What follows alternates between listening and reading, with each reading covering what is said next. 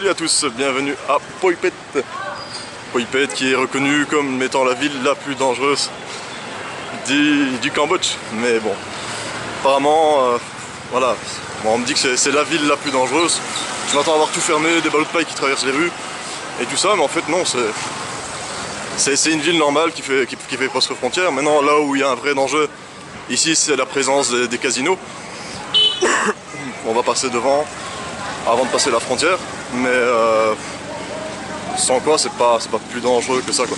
Ça dépend vraiment du comportement en fait. Voilà, il y a un comportement à avoir quand vous êtes quelque part. C'est vrai que si vous avez l'air d'un gros touriste comme là j'ai avec ma caméra, bah ouais, ça devient un peu plus dangereux, mais sinon voilà, c'est y a rien de spécial. Ouais, on me regarde bizarre parce que bah déjà il n'y a pas beaucoup de monde qui passe par ici. Et en plus, un blanc qui passe ici et qui parle à une caméra, c'est louche, mais voilà, sinon il n'y a rien de particulier. Je vais quand même filmer un petit peu le coin, je vais pas rester très longtemps non plus parce que je dois aller à... Non mais la caméra elle est de ce côté-ci, c'est moi qui le filme, je le filme pas toi. Mais donc je vais... Comme je disais, je vais pas rester longtemps parce que je sais pas à quelle heure ferme la frontière. Et on se retrouve du côté thaïlandais juste après.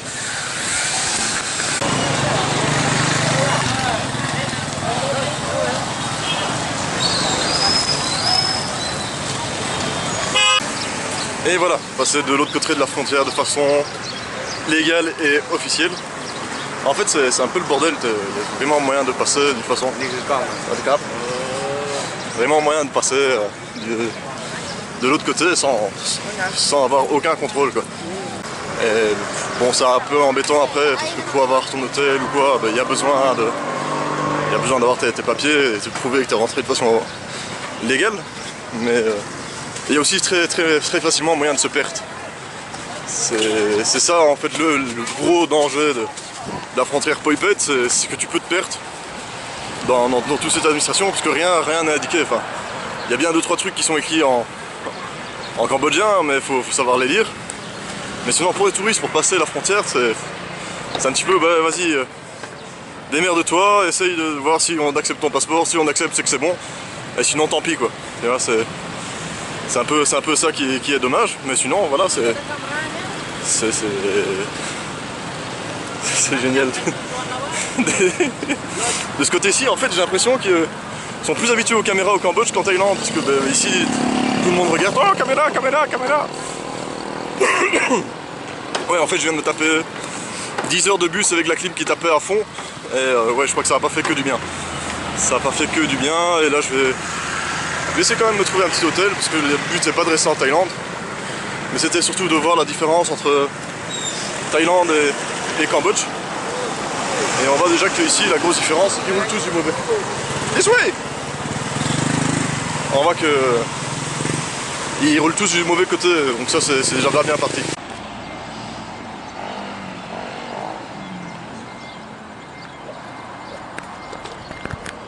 Bon alors, d'après mon GPS, c'est ça mon hôtel.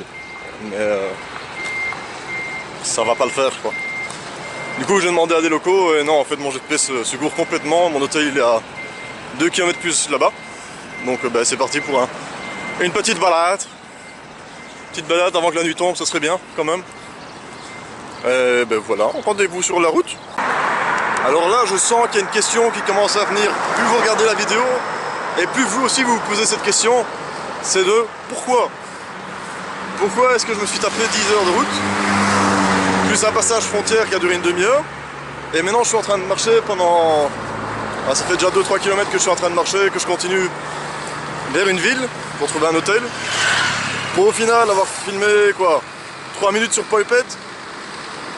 Et ce qu'il y a de mieux, c'est que l'hôtel je le trouve, je passe une nuit, et puis je vais faire le chemin dans le sens inverse, retour au Cambodge. Donc pourquoi je fais tout ça? Pourquoi je m'inflige cette torture? Il y a deux raisons. La première, c'est que j'ai entendu que Phoi Phet était dangereux, donc ça m'a donné envie de voir ça par moi-même. Et au final, c'était rien, et j'ai pas filmé beaucoup, vu que j'étais stressé pour le passage de frontière. Mais ouais, demain je refais le chemin dans le sens inverse et je vous en parlerai un peu mieux. un peu plus long, peut-être filmer différents endroits, un petit peu dans la ville. Donc ça c'est pour la partie pourquoi aussi peu sur Poipet. Donc pourquoi marcher autant? 6ème prise. Bah, premièrement, si je suis en Thaïlande, bah, il faut que je fasse un arrêt obligatoire, c'est un arrêt au 7-Eleven. Et j'en ai pas encore croisé, donc tant que je croise pas de 7-Eleven, je marche. Et aussi, les hôtels que j'ai croisés, bah ils sont pas fameux, ils sont assez chers. Donc voilà, j'aurais pu bien prendre un motodrop ou un tuk-tuk. Mais le problème c'est qu'ils vont m'amener dans ce même genre d'hôtel extrêmement cher et où les chambres sont pas terribles, quoi. Donc je préfère marcher par moi-même. Et aussi, pourquoi je suis venu en Thaïlande? Pour faire demi-tour le lendemain. Parce que comme je vous ai dit, j'ai fait mon visa de 6 mois dans une agence de voyage. Alors, apparemment c'est normal de faire ça, tout le monde fait ça comme ça. Mais moi ça me semble quand même un peu bizarre de faire un visa, ce qui est un papier officiel, dans une agence de voyage. Donc ben voilà, je me suis dit, tant que c'est le début du visa, autant sortir du pays et voir si je pourrais rentrer demain, quoi. Donc c'est un petit peu une phase de test. Et ensuite aussi de Poipet, ben, je pourrais partir de différents endroits au Cambodge, dont j'en ai encore aucune idée d'où ça va être. Mais ça sera la surprise. Allez, je continue dans ma recherche d'hôtel. Bon, bah, la nuit elle commence à tomber. Et toujours pas de 7 et pas d'hôtel non plus. Mais j'ai trouvé. Je vais continuer tout droit et normalement je vais quand même trouver quelque chose, non? Dans le pire des cas, si en allant tout droit je trouve pas, ben je tournerai à gauche. On sait jamais. Mais je crois que ouais, cette journée, on va la nommer la journée galère parce que franchement, mais c'est chouette de pas savoir comme ça où je vais, ni combien de temps je vais marcher ou quoi. C'est sympa, ça fait un petit côté aventure. Bon, en pleine ville, hein, mais petit côté aventure quand même.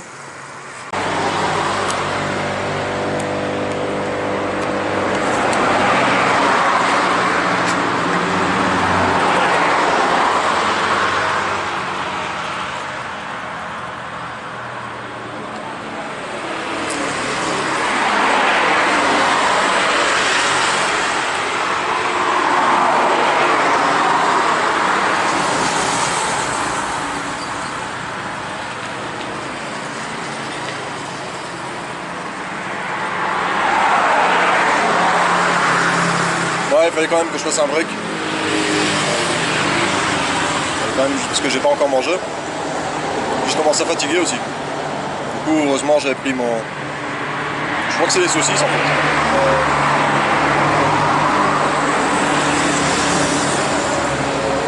Quand on regarde, c'est une sale gueule quand même.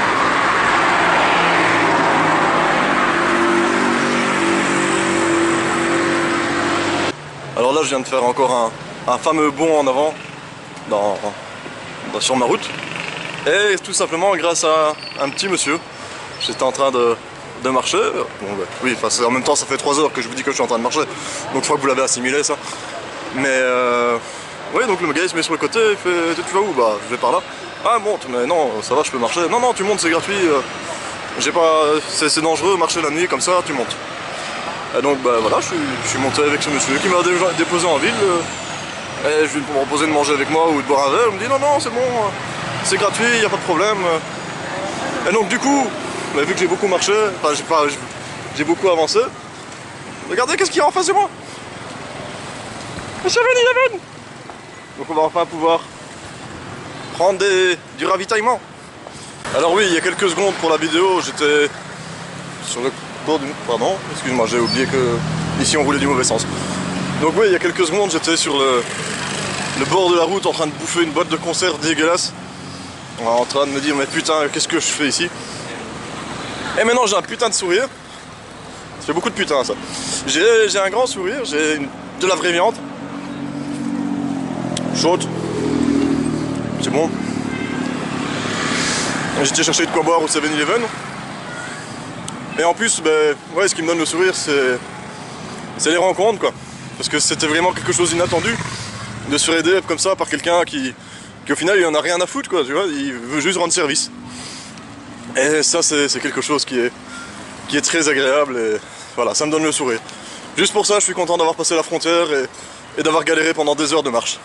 Bon, bah maintenant que j'ai bien mangé et que j'ai retrouvé le sourire, enfin bien mangé, j'ai quand même mangé 4 brochettes où il y avait 3 à 4 grammes de poulet sur chaque brochette, donc c'est un peu léger. Mais voilà, c'était chaud, c'était frais, donc ça... Désolé, je parle trop fort, Voilà. Non mais ça va, je parle moins fort. Chut, ça va, ok, j'ai compris. Non mais j'ai compris. Donc, voilà, c'était pas grand chose comme repas, mais ça fait plus de bien au moral qu'autre chose. Maintenant, il reste encore une chose à faire, c'est trouver un hôtel. Donc là, je me dirige vers celui qui est le plus loin sur la carte.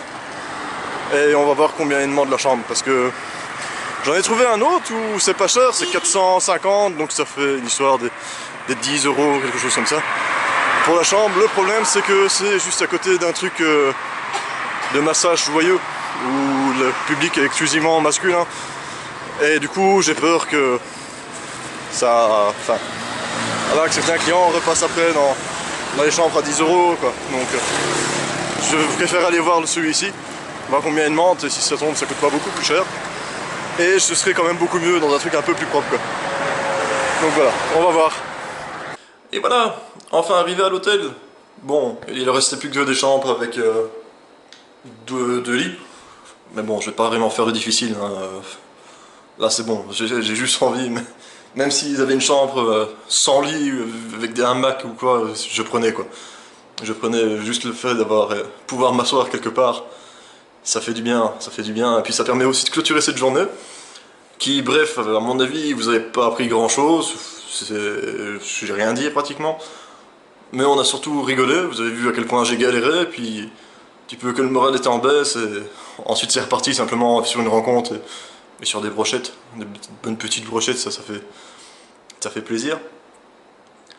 Et donc voilà, je vais vous dire à demain. Demain, le programme, ben, ça sera en plus ou moins la même chose, voire en pire.